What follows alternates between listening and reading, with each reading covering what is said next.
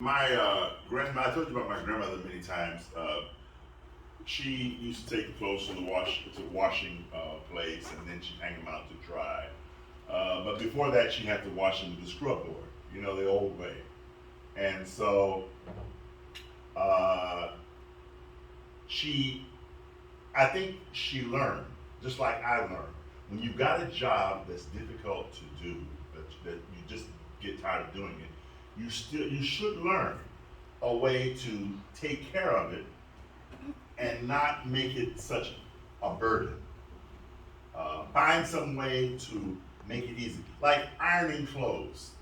I hated ironing clothes, but now it doesn't bother me because what I do is I have all my clothes hanging on the line, and when they're dry, I just take down all the clothes that I don't have to iron, and then I put those away. When I come back, it doesn't look like I have much laundry. Okay, so I divide the clothes that need ironing and clothes that don't. Then I take the clothes then I take the clothes that need ironing and I place them on my table. And when I come back, it looks like there's no laundry at all to be done. And then I go ahead and I iron. Sometimes I'm watching TV while I'm ironing. Okay, so I learned to take the burden out of doing certain tasks. Okay, many other things I do. I learned to um, kill two or three birds with one stone. While I'm busy doing one thing, I can do another. As soon as I get home on Saturday night, my life is a routine. I get home on Saturday night, I turn on the washing machine because I know it's going to take time for the water to fill up. I'm doing other things.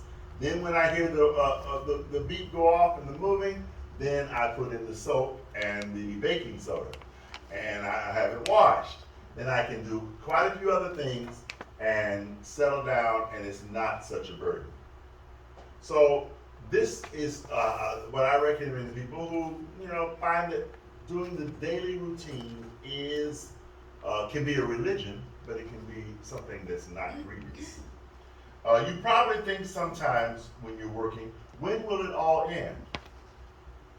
Sometimes, as I go about my daily duties, I think to myself, it seems like this is all I do: cook, clean, wash, shop, work. Of course, I go to the gym too. That helps me out a great deal. Going to the gym. I never fail to go to the gym. Okay? I missed the gym one day this week because I got my shot. Second shot, yes. And God blessed. There's another blessing He gave me. I wasn't, because you do the daily things that you have, and God will bless you. Even if you just commit to doing what is important. I give you another example. I keep my house clean. I keep my house clean. I think it's safe to say this now. And I wash my floor every Friday to make sure everything's ready for Sabbath.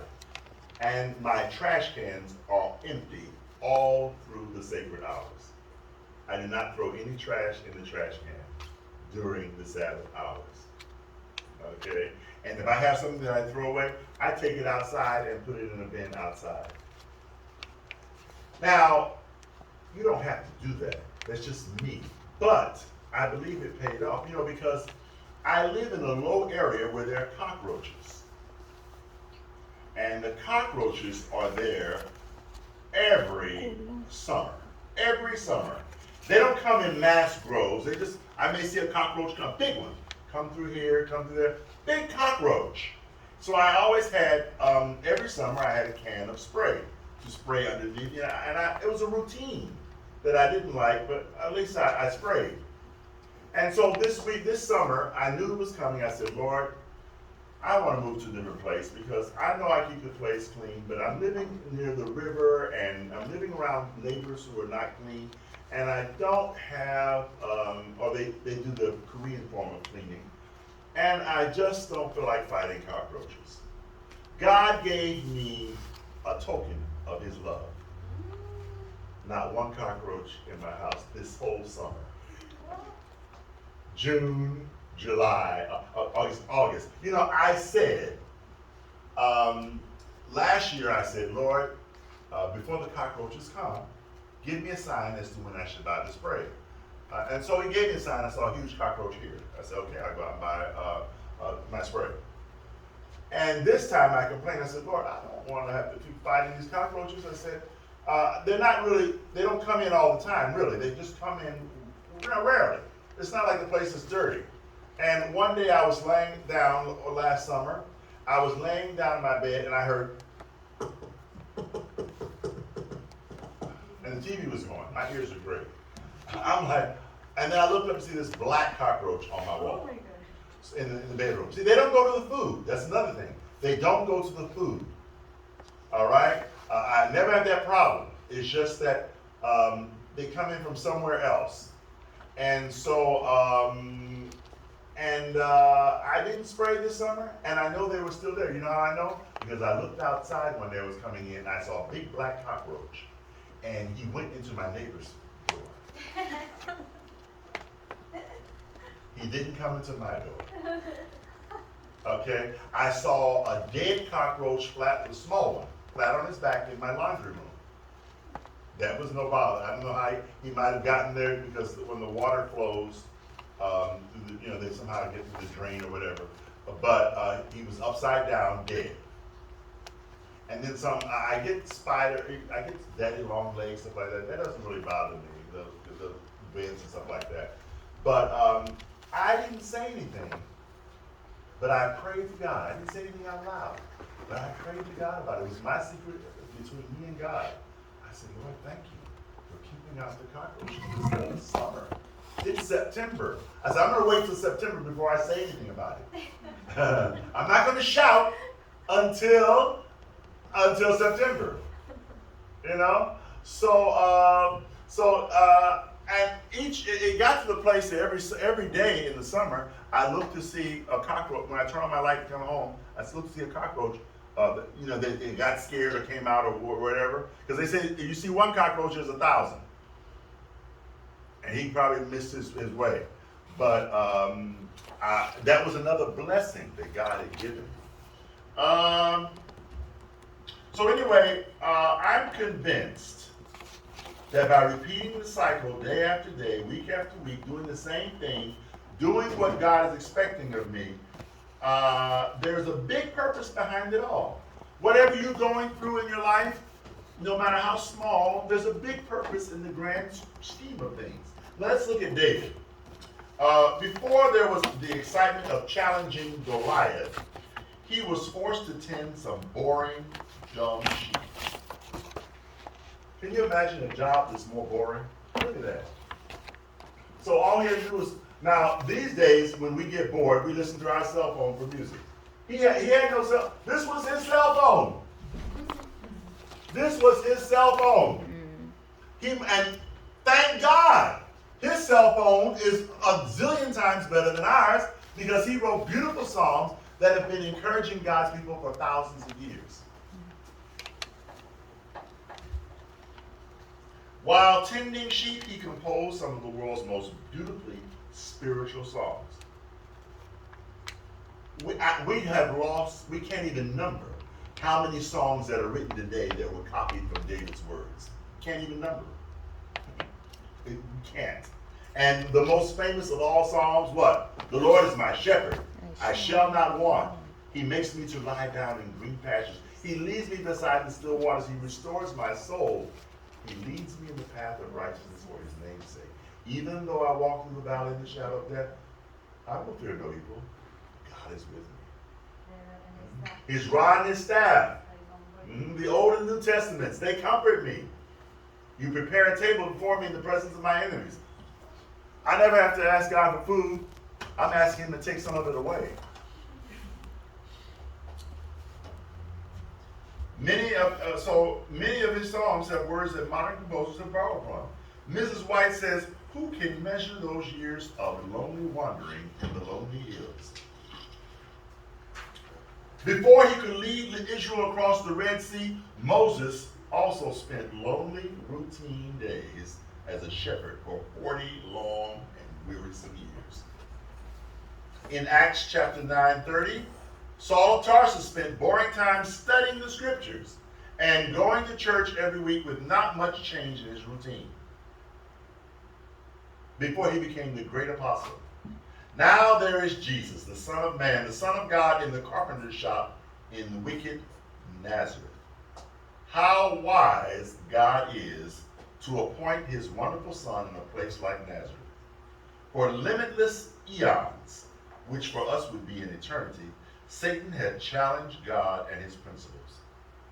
Was God's way the best way? Was his way the only way? For thousands of years, this challenge has been going on this wicked planet. And God has been watching it all. Why? Let's look at Psalms chapter 51, Psalm 51 verse 4. Psalm 51 verse 4. Psalm 51 verse 4 explains. Now, somebody asked you this question.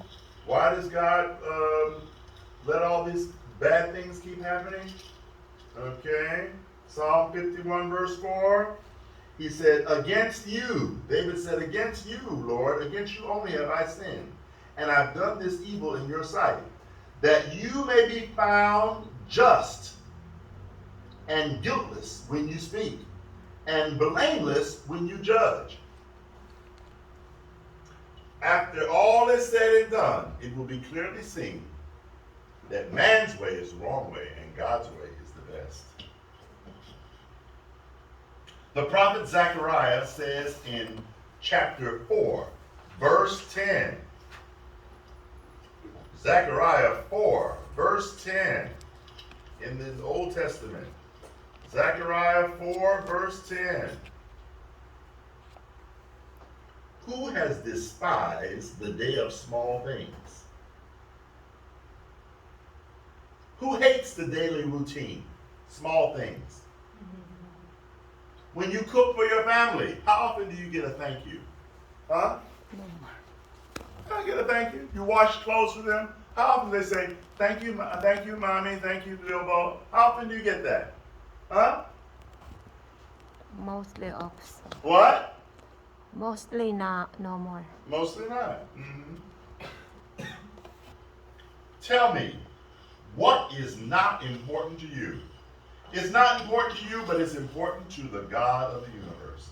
Mark 6:3. Okay, Mark 6:3. Is this the carpenter? The carpenter, that dirty city, in that dirty city of Nazareth?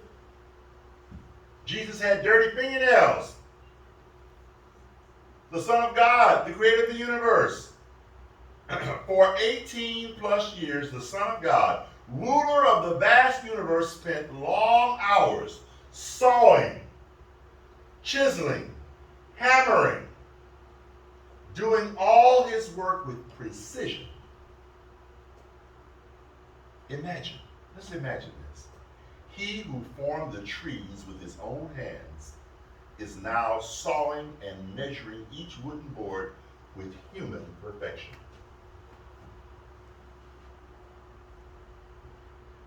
It's a good thing we don't have anything that Jesus made while he was in the carpenter's shop. It would be somewhere in some museum where people would be bowing down worshiping. Yeah, worshiping. Luke 2:51 and 52, the Bible tells us that the boy Jesus was obedient to his mother and Joseph. As he grew in wisdom and stature, he performed all the duties he was supposed to do with humility, kindness, and fairness.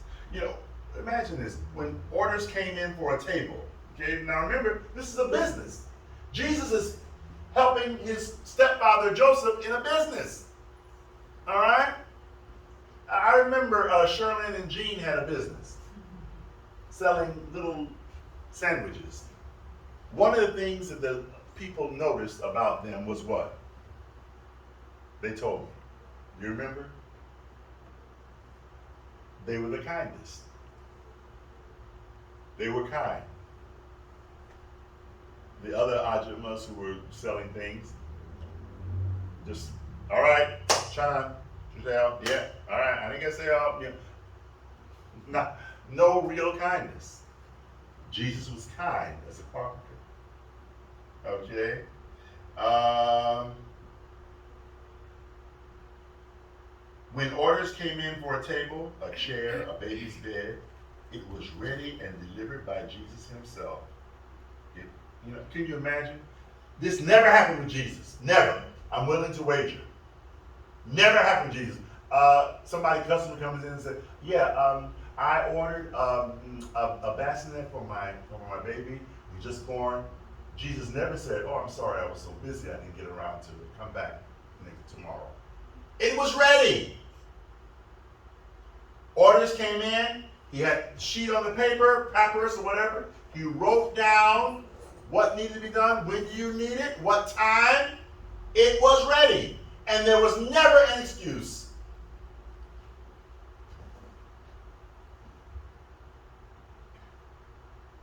So, and if the customer, another thing about Jesus that we can be sure of, if the customer was not ready to pick up the order, and Mary said, "Son, dinner's almost ready.